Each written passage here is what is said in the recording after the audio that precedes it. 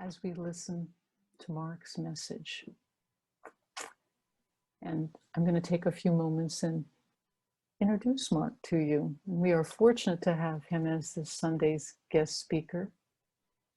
Mark is the founder of TruthUnity.net and the Fillmore Bible Study Project. And Marty has often spoken of TruthUnity and the Fillmore Bible Study Project as amazing resources that provide classic unity teachings and metaphysical insights to the Bible, live classes, archive books, and unity materials, online audio and video streaming of many of the great unity teachers and founders, such as Charles and Myrtle Fillmore and Eric Butterworth. But Mark originally was from Northern California, and I found out this morning he was actually from Contra Costa County, so he's pretty close to us. He grew up in Pennsylvania, and he met his wife, Marika, in Louisiana. They raised 2 daughters, moving to Texas, in Austin, and then he worked for IBM, and then he prepared for the Unity Ministry. And in 2011, he founded the Unity Church of Georgetown. And in 2018, he and his wife moved to the Baltimore area to be closer to family. So besides developing the TruthUnity, Mark also collaborates with the Unity World Headquarters on many of their projects, and he's also on the board of directors for the Unity Urban Ministerial School. But really, TruthUnity Ministries is Mark's full-time ministry, and right now he's focusing his attention on publishing the Fillmore Study Bible this year, at least the New Testament, so I'm looking forward to that. And Mark, although you can't hear our folks online, they are giving you a warm Capital City Unity welcome. So take it away, Mark. Thank you so much. Thank you, Suzanne. Let me just say that we have a new cover for the Fillmore Study Bible.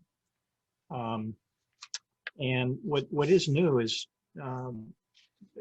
as she mentioned, Suzanne mentioned, 2021 will be the year that I'm focusing nearly 100% on the study Bible. And the goal is to get a New Testament done by the end of the year, with several books out in the meantime. Romans and John is out, but it will be rewritten in the World English Bible text.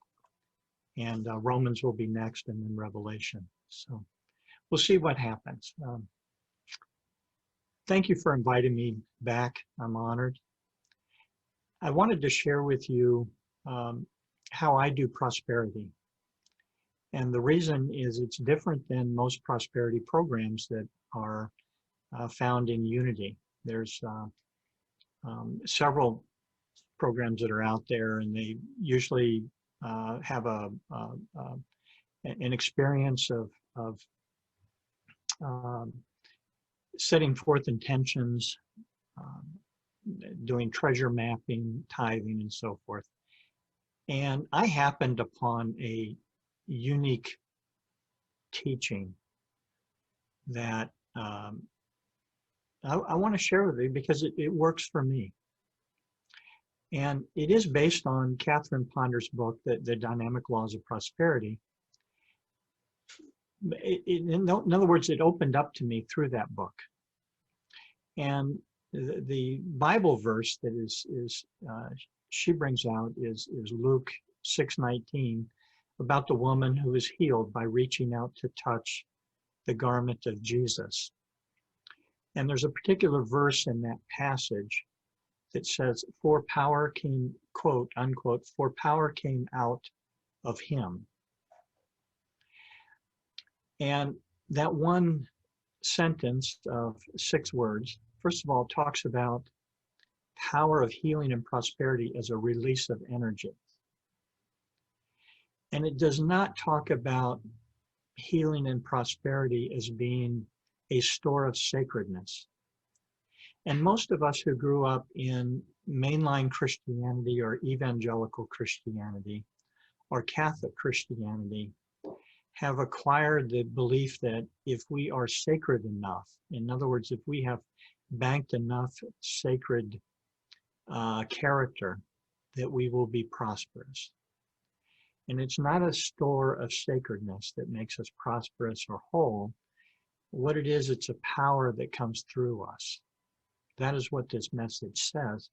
And specifically, it is a power that comes through us as human beings. In other words, it's embodied prosperity. It is embodied healing and wholeness. And without it being embodied, it becomes esoteric, spiritual, non-physical. And most people today who struggle with issues of prosperity or healing and wholeness want their healing and wholeness and their prosperity to be embodied. And so from my perspective, the only real valid prosperity and healing and wholeness is embodied healing and wholeness. And I want to bring out how that can be. Now, a few years ago, several years ago, I spent about 6 months immersing myself in Katherine Ponder's book, The Dynamic Laws of Prosperity. And I think it's fair to say that her book stands alongside Charles Fillmore's book, Prosperity, as the two most commonly regarded or most highly regarded books on prosperity. Eric Butterworth's book, Spiritual Economics, is a prosperity book, and it's endorsed heavily by Unity. But Katherine Ponder's book, which has no endorsement from Unity, has been by far a better seller. By many times over Charles Fillmore's books and Eric Butterworth's books. And the first few chapters, the first half of her book, is based on what she calls 6 laws of prosperity. And these, if you have a copy, these are embedded in chapters 2 through 7. And so there's 6 laws that Katherine Ponder talks about. And as I read it, I began to realize that there are 12 powers,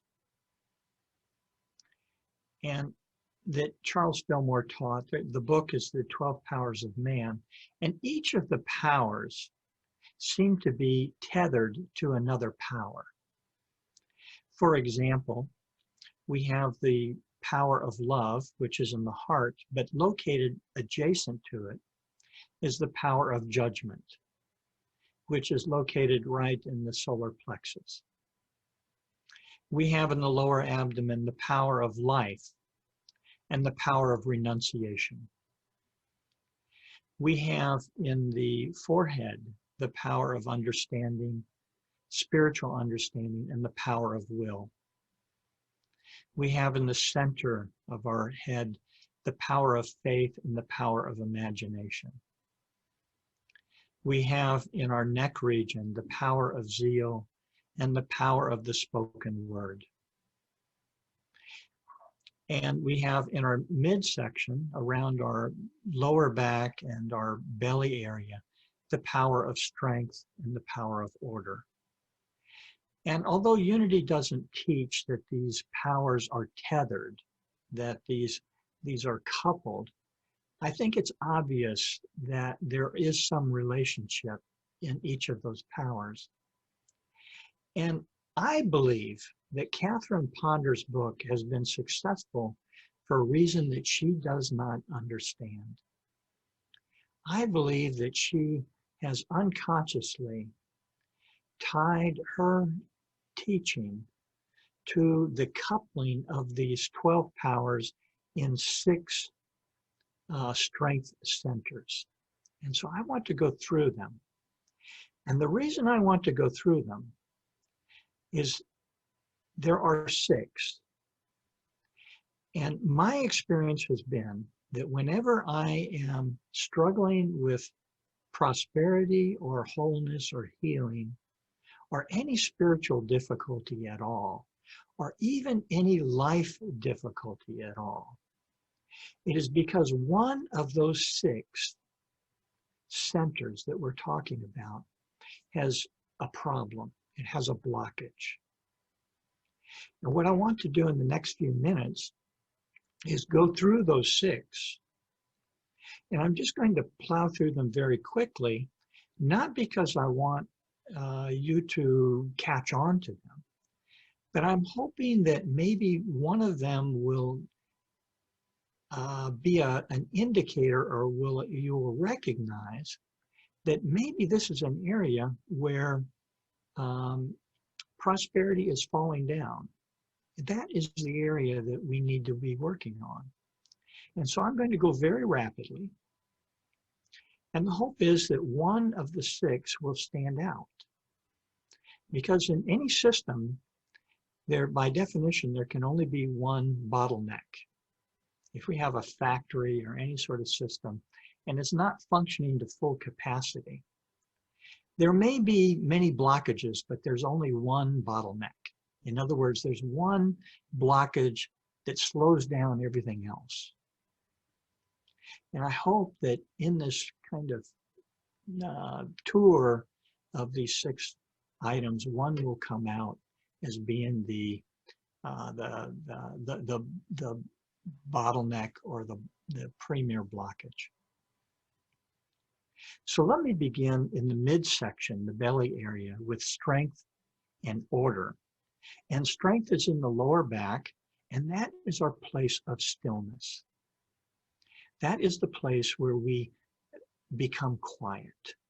The lower back is known as strength, but its result is stillness. It is the strength to be still in a life filled with anxiety, in a life filled with challenge. And then in the belly button area is a power called order. And order is exactly what it says. It is our capacity to establish order in our life and in our affairs. And if you picture an axis going through the lower back, through the belly button, what we have there is a center of gravity, where a sumo wrestler might balance himself.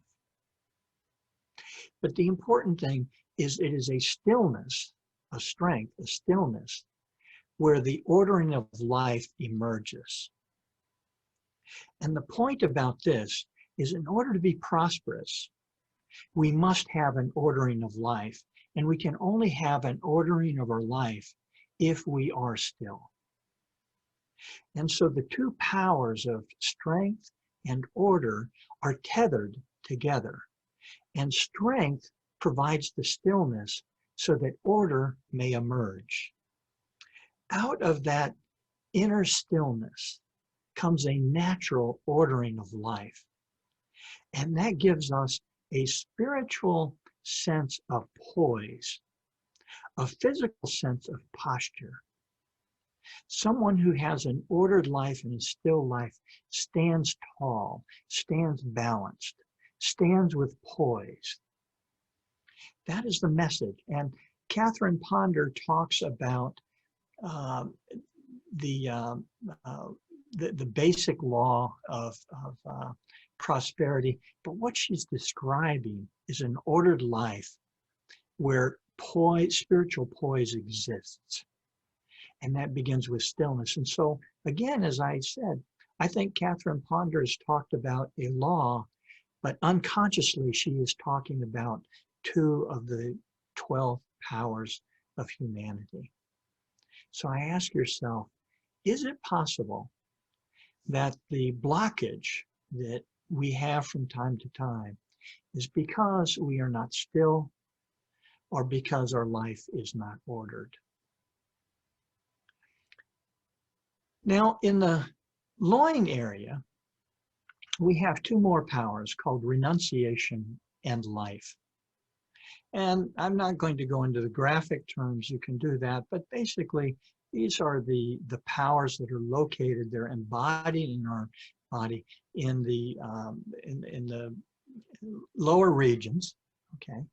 And renunciation is the ability to give up.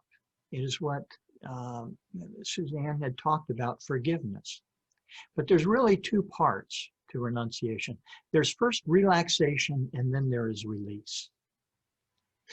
And the book in Unity by Francis Folk called Effectual Prayer, which basically lays out Unity's prayer method, begins with the first of 5 steps, and that is relaxation. Without relaxation, we cannot have release. And so renunciation is a 2-step process of relaxation and release. And what it is that we are releasing is that which no longer works for us. Now, the biblical story about release is the story of Lot's wife. And Lot was the nephew of Abraham. Lot's wife, we know from the story, looked back as they were leaving Mesopotamia. She could not let go. She could not release. And so she was not able to be, to partake in the prosperity of Abraham. And Katherine Ponder talks about, she has a phrase in her book called "Look up, bless, and break." And she comments that when Jesus blessed the bread and the wine, he looked up and he blessed the bread and then he broke it. And the interpretation, the metaphysical interpretation, is that what needs to be raised up, blessed, and broken are existing thought patterns that no longer serve us. It is a metaphysical formula recited by every good liturgical Christian at the time of the Lord's Supper or the Eucharist. We are to raise up, to bless, and to break up that which no longer serves us. And that is what Katherine Ponder calls the vacuum law of prosperity. It's an emptying out. It's a letting go. But it's not just renunciation that is in the lower area, it is also life. And life is exactly what we talk about. It is new life. And when we all know that when we go to prune a plant of dead leaves, we know what happens. The plant comes to life. And so this renunciation and life in the lower area of our body is a spiritual power we have to let go of that which no longer serves us and to enter into a new life. 2 more powers. In the front forehead area are 2 powers called understanding and will. And understanding is the ability, it's the spiritual ability to understand divine ideas that come to us. Now, when we talk about divine ideas, we're in our head. We all have divine ideas. But there's something else that we have, and that is called desire. And desire, according to Emily Cady, Katherine Ponder, and Charles Fillmore, is a God-given promise delivered as a divine idea. Desire is what we carry, which it's an emotion, a feeling in the front of our forehead for something that is a God-given promise.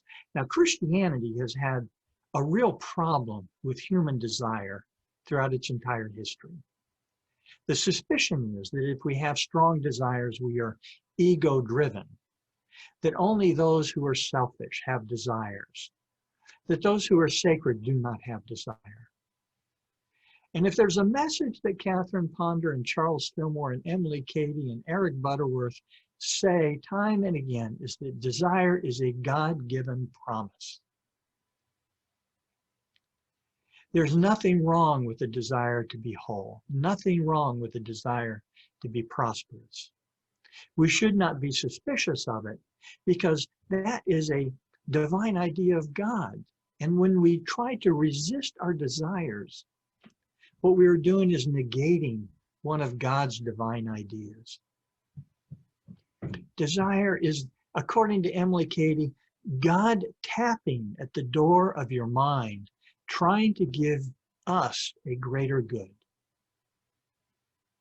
Now, spiritual understanding and will, they're tethered together. Spiritual understanding is our capacity to latch on to the divine idea, to recognize the divine idea behind the desire. And will is our capacity to defend that desire. And the biblical basis for this is a story about Moses when he was born. And if you recall, the Israelites were in Egypt, they were suppressed, they were enslaved. The Pharaoh had declared that all firstborn males were to die. And Moses' mother, not wanting to kill her son, placed him in a small little boat and set him loose on the Nile River. And Moses, as an infant, was encountered by Pharaoh's daughter, who was bathing in the Nile. She found the boy, didn't know he was an Israelite, took him in and raised him as one of her own. And Moses grew up in the court of Pharaoh. Now, the message here is that when we have desires, dark thoughts will kill them off. Especially at the early stage of our desire. If we have a true God-given promise, a desire, what will kill it off the quickest are dark thoughts, cynicism. But if that desire is protected by the feminine life, the motherly instinct in us all, it will be rescued.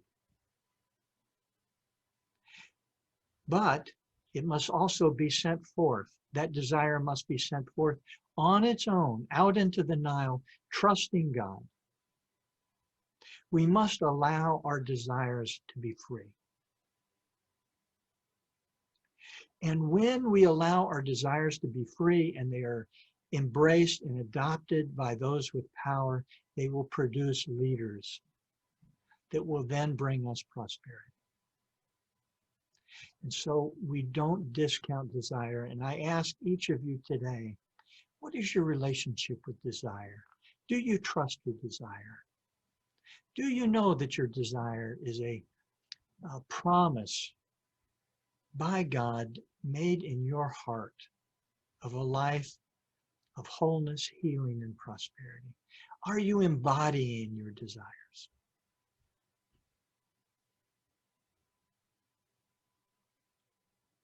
Step 4. Go back behind your forehead, and in the center of your mind is your head is imagination and faith. 2 more powers. And we know what imagination is. And the most powerful description of imagination in the 20th century was put forth in August 1963 by a man who stood in the middle of Washington and said, "I have a dream." Now, it's known that Dr. King had a program for the emancipation of African Americans. But he really wasn't successful until he stood there in front of the Lincoln Memorial and Mahalia Jackson heckled him and said, "Martin, tell him about the dream." And at that point, he kind of ignored her. And she came back, she said, "Tell him, doctor, tell him about your dream." And he, at that point, released his script and he started talking about, "I have a dream today." And he went through with that talk in an impromptu manner. And he gave what most historians declare to be the greatest speech of the 20th century. You see, imagination is what takes the promise of God in the form of the divine idea, the desire that's in your heart. Imagination takes it and turns it into a dream. The question is, do you have a dream? And if you have a dream, know that there are 2 ways to process that dream. One is by will, which we've just talked about. Willpower. I have this desire. I will, by willpower, make my desire manifest. But there's another way to process a dream, and that is by imagination. And imagination is far more powerful than willpower. And it's far more powerful because for several reasons. First of all, imagination has a roadmap. In Unity, we call this treasure mapping.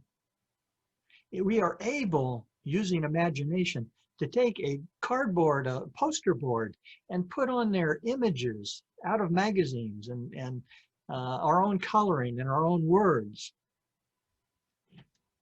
Multiple images, which is a roadmap, a spiritual roadmap of our imagination for accomplishing the promise that has been placed in our heart, the desire. Secondly, imagination is tethered to faith. Imagination and faith reside adjacent to one another. And faith is powerful. Faith has access to spiritual resources. Faith has access to the world beyond which we do not understand. Faith broadens and builds our perspective, our understanding.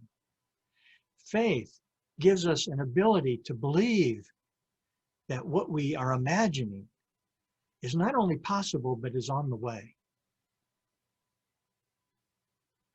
And so we have two ways to process truth, by will and by imagination. And imagination is far more powerful. And finally, it's not finally, excuse me, number 5 is two powers that are located in the neck area, known as zeal and power, or the power of the spoken word. Now, in Unity, many Fillmorians declare that our spoken words not only affect our consciousness and our attitude, but that our spoken words actually affect the actual conditions of our life. That is a tough teaching. It's a tough teaching for someone whose house is burnt down because of a wildfire. It's tough teaching for someone who's lost their life to COVID. These are very, very difficult teachings. And I'm here to say that's really not what Unity teaches, at least not the Unity I know. It is true that what we declare affects the conditions of our life, but only because it has transformative power. In other words, we often ask ourselves, why is it that God allows evil and suffering? And why is it that my spoken word has the ability to actually change evil and suffering? It doesn't. If I ask, why do I have cancer? I'm asking about the conditions of cancer. But if I ask about our ability to overcome it, I'm talking about the experience of cancer. In other words, what Unity declares is not that all that we wish will happen if we declare it so, but that there is nothing outside of the realm of our spiritual power that cannot be transformed into the greater good. I may get cancer. My house may burn down. But I have the capacity through my spoken word to transform my cancer, my house, my life experience into a greater good. And that is a unique character of metaphysical religion, because mainline Christianity a long time ago gave up the whole idea that healings could occur. We have been taught too long by Catholic and evangelical Christianity that God wills it, therefore it is good. And Charles Fillmore and others in metaphysical Christianity says, first of all, God didn't will it, and secondly, we have the capacity not to prevent it. Tsunamis will come, earthquakes will come, health challenges will come, epidemics will come.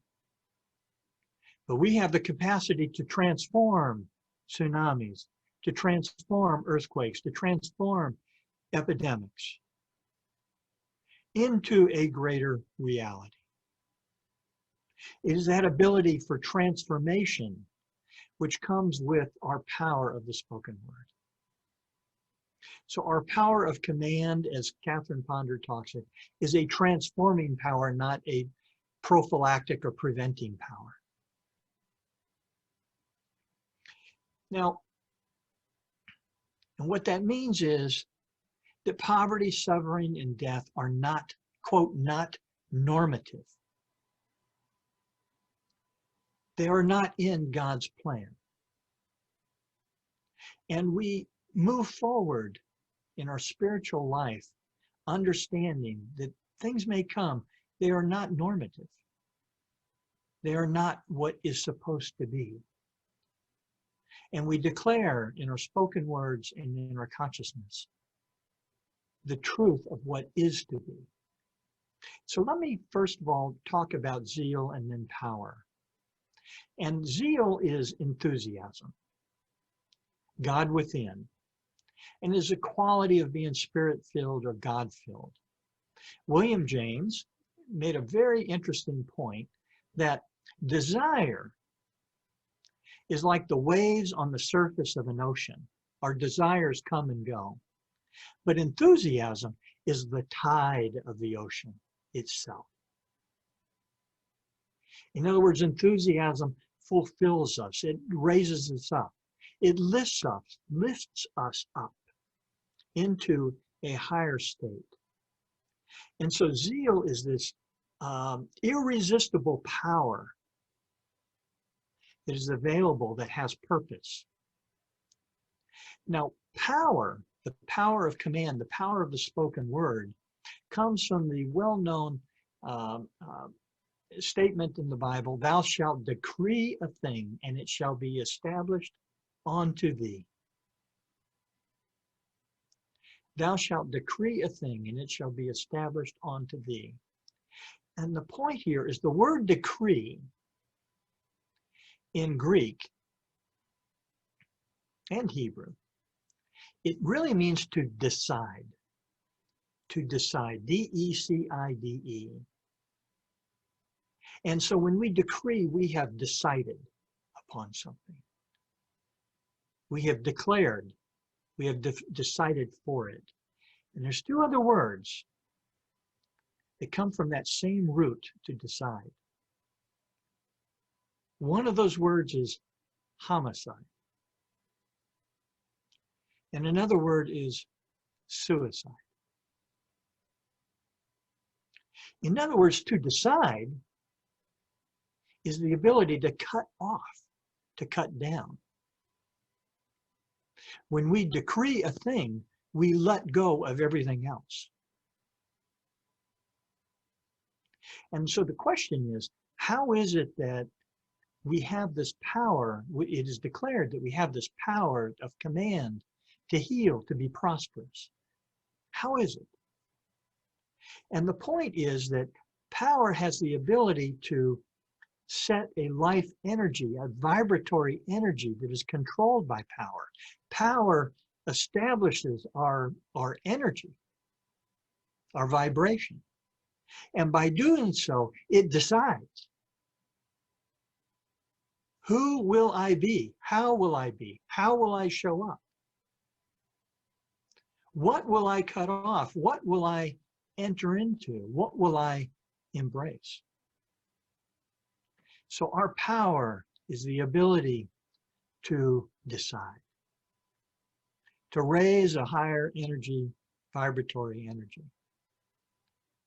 And so again, when we ask ourselves about healing, wholeness, and prosperity, we have to ask ourselves, what is our language like?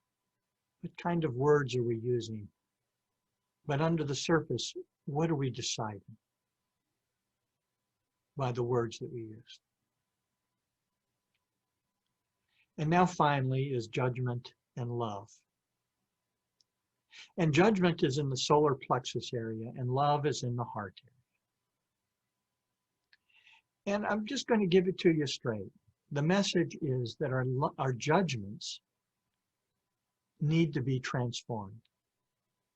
Now, the power of judgment is the power to know that which is best for us.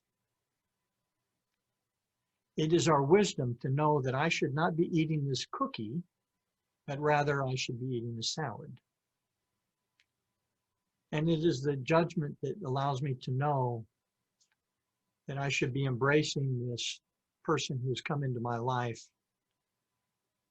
who's causing me a lot of trouble, but somehow it is my work to be a loving person towards this person.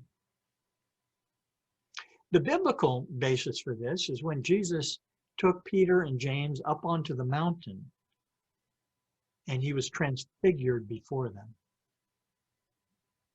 And after the transfiguration in all three Gospels, and I believe the fourth one, I may be mistaken, it was soon after that that Jesus asked Peter, "Who do people say I am?"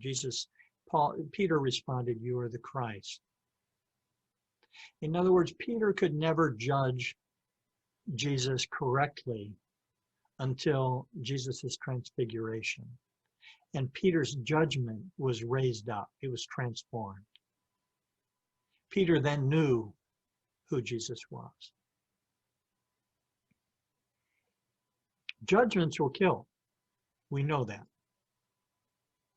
Our judgments can bring people down very quickly. But here's the point. Judgment in our solar plexus is tethered to love in our heart. And love will raise up our judgments. Love will raise up our capacity to judge people for what they are, in the image and the likeness and the fullness and the rightness and the dignity of God. So why is it that we all too often badmouth people? We give them what Katherine Ponder calls the thought of decrease, the judgment that drags people down. Well, the answer is because we haven't had our judgments transfigured into a higher state of consciousness. In other words, we're still judging people in cynical ways, lower consciousness ways, rather than higher transformed ways.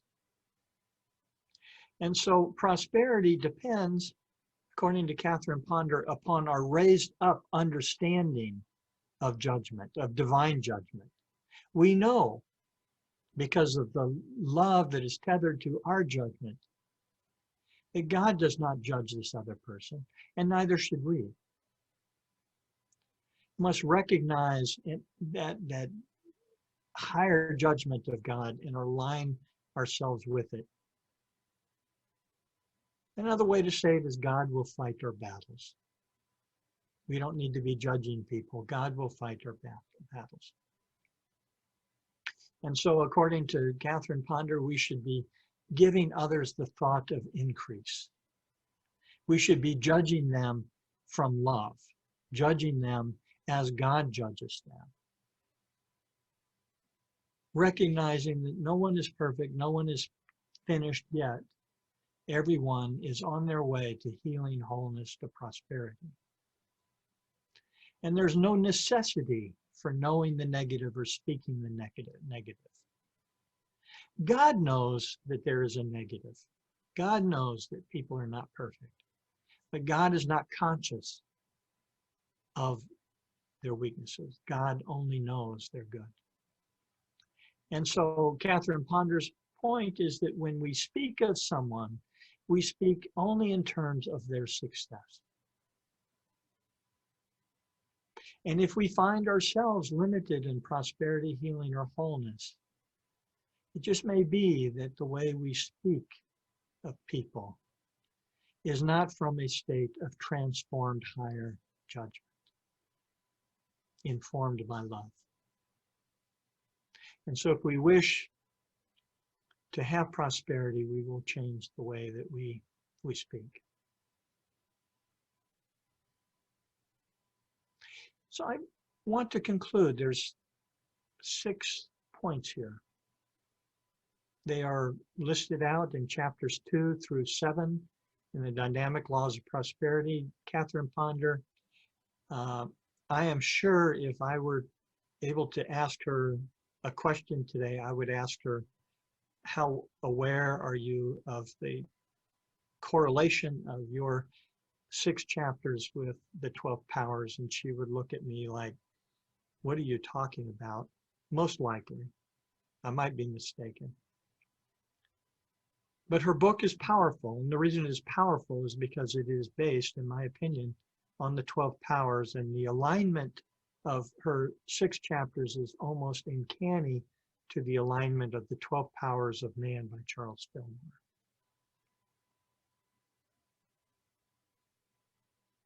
So I want to just invite you to read the 12 Powers again, if you know it, and if you haven't, to explore them. But to know that prosperity is ours, the promise of God is there in the form of desires. And we have the capacity as expressions of God to bring that about. So be it, amen. Thank you.